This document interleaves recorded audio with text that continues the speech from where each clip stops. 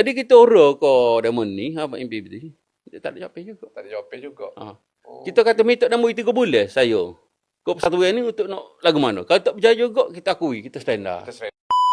Begini, pada mulanya, setahun sekali bayar lesen. Setahun sekali bayar bayar lesen. Harga berapa, Bidik? Biasanya, ya, lesen ni biasanya harga tak sama lah. Tahun ni harga ni, tahun depan harga lain pula. Naik. Okey. Waktu kita tak pertikaian, mungkin kita nak menego. Bayarlah ke? Bayarlah kita nak menego. Bayarlah, Wajib kita nak kita. nego. Wajib Betul. kita. Kita boleh tolong PKB. Betul. Tak? Jadi kita katanya supaya Cik Wei kata saat ni,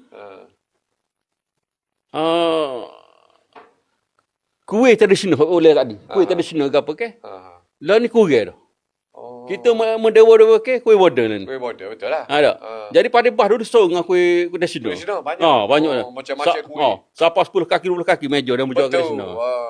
Kuih macam-macam. Jadi kita urus ke demo ni, apa MPBT. Dia tak ada jawapan juga. Tak ada jawapan juga. Kita kata minta nama 3 bulan saya. Kau persatuan ni untuk nak lagu mana? Kalau tak berjaya juga, kita akui, kita stand up. Kita surrender. 3 bulan. Okey. Tapi tak ada 3 bulan tu maksudnya kehadiran orang lah mari. kehadiran orang patut. Kehadiran orang patut apa? Sama teori itu lagu mana? Lagu mana? Faham. Jadi kita minta 3 bulan lah. Kalau tak berjaya juga, kita perhati. Kita perhati. Sebab demo tak yakin dengan apa kita nak buat. Betul. Tak? Betul. Demo tak yakin kita nak buat.